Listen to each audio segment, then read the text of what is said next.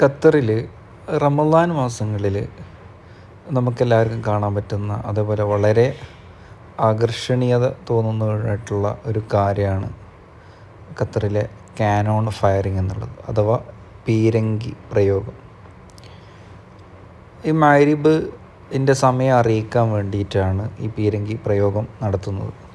ഇപ്പോൾ മുൻകാലങ്ങളിൽ ഈ ബാങ്ക് വിളിയൊക്കെ ഉണ്ടാകുന്നതിന് മുമ്പ്, അതിനുള്ള സംവിധാനങ്ങളൊക്കെ ഉണ്ടാകുന്നതിന് മുമ്പ് ഈ നോമ്പ് തുറയ്ക്കുള്ള ഇഫ്താറിൻ്റെ സമയമൊക്കെ അറിയിച്ചിരുന്നത് ഈ ഒരു സംവിധാനങ്ങളിലൂടെയായിരുന്നു, ഈ പീരങ്കി പ്രയോഗങ്ങളിലൂടെയായിരുന്നു.